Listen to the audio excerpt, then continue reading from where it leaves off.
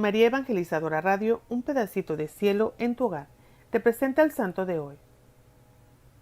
12 de noviembre, San Josafat de Lituania. Josafat es una palabra hebrea que significa Dios es mi juez. La nación de Lituania es ahora de gran mayoría católica, pero en un tiempo, en ese país la religión era dirigida por los cismáticos ortodoxos que no obedecen al sumo pontífice, y la conversión de Lituania al catolicismo se debe en buena parte a San Josafat, pero tuvo que derramar su sangre para conseguir que sus paisanos aceptaran el catolicismo.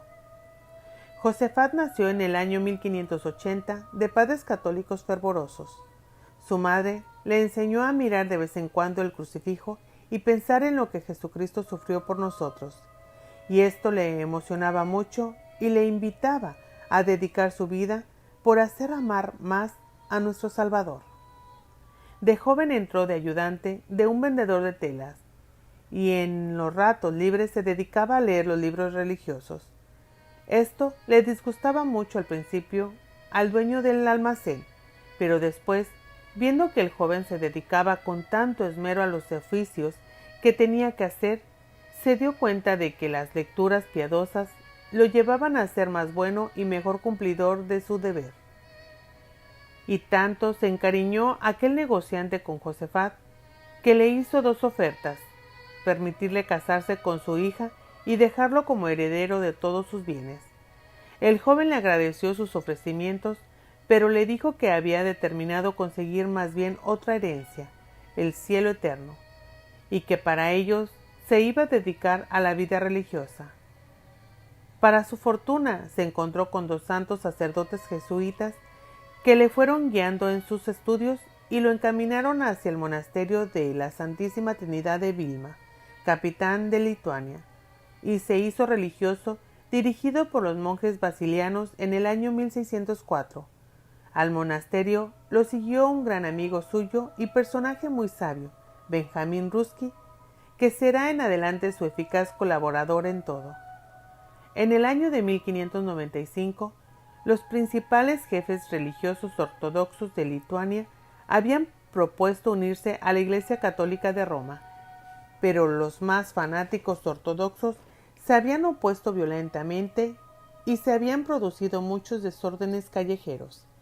Ahora llegaba al convento el que más iba a trabajar y a sacrificarse por obtener que su nación se pasara a la Iglesia Católica, pero le iba a costar hasta su propia sangre. Josafat fue ordenado sacerdote, pero su vida siguió siendo como la del monje más mortificado.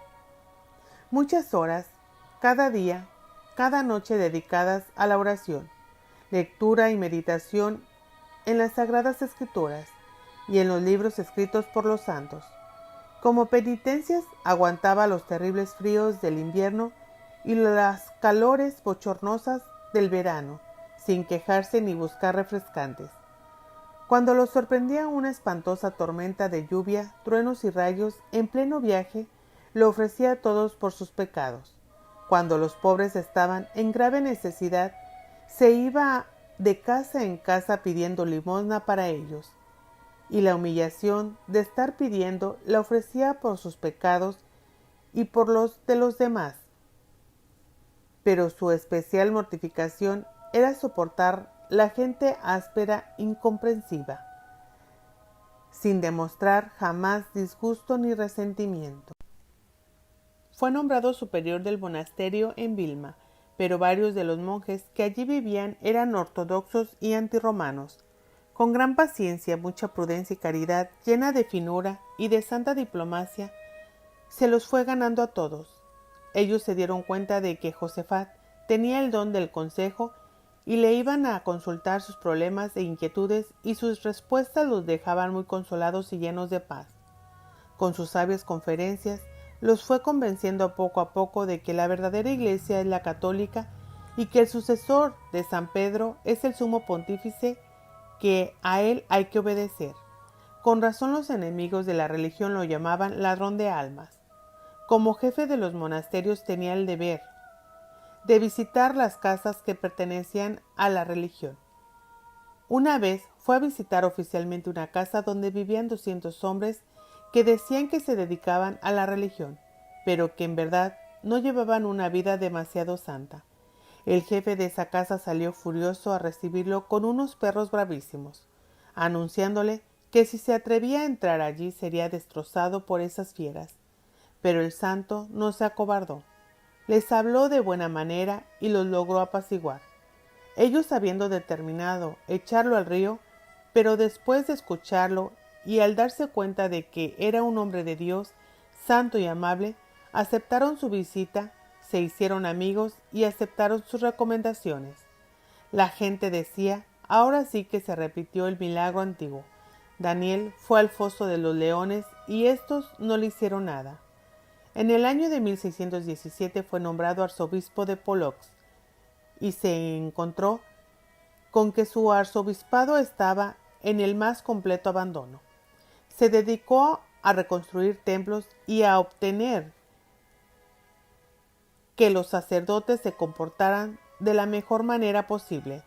Visitó una por una todas las parroquias, redactó un catecismo y lo hizo circular y aprender por todas partes.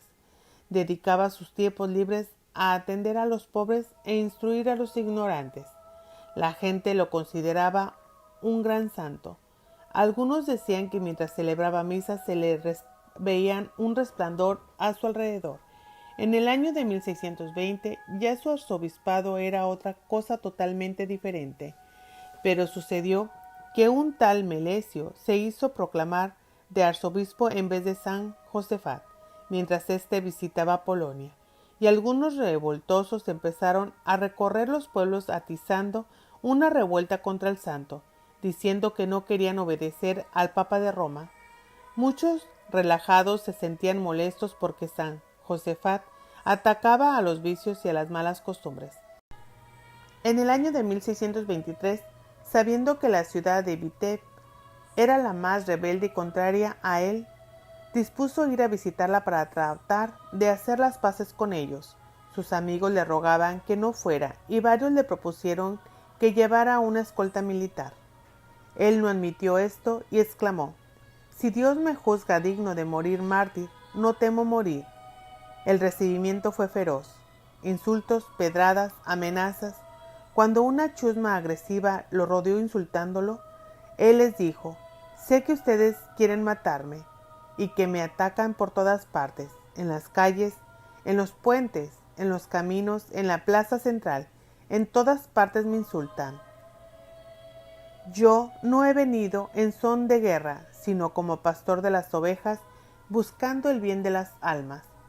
Pero me considero verdaderamente feliz de poder dar la vida por el bien de todos ustedes. Sé que estoy a punto de morir y ofrezco mi sacrificio por la unión de todas las iglesias bajo la dirección del sumo pontífice». Los enemigos se propusieron poner una trampa al santo para poderlo matar. Le enviaron un individuo que todos los días llegaba a su casa, mañana y tarde, a insultarlo. Al fin, uno de los secretarios del arzobispo detuvo al insultante para que no faltara más al respeto al prelado, y esta era la señal que los asesinos buscaban. Inmediatamente dieron voz de alarma en toda la ciudad, reunieron la chusma y se lanzaron a despedazar a todos los ayudantes de San Josafat. Cuando él vio que iban a linchar a sus colaboradores, salió del patio y gritó a los atacantes: «Por favor, hijos míos, no golpeen a mis ayudantes, que ellos no tienen la culpa de nada. Aquí estoy yo para sufrir en vez de ellos». Al oír esto, los jefes de la sedición gritaron: «¡Que muera el amigo del Papa!», y se lanzaron contra él. Le atravesaron un lanzazo, le pegaron un balazo y arrastraron su cuerpo por las calles de la ciudad y lo echaron al río Dvina. Era el 12 de noviembre del año 1623. Meses después, los verdugos se convirtieron a la fe católica y pidieron perdón de su terrible crimen. El Papa ha declarado a San Josafat patrono de los que trabajan por la unión de los cristianos. Fue beatificado el 16 de mayo del año 1643 por el Papa Urbano VIII y canonizado en el año 1867 por el Papa Pío IX.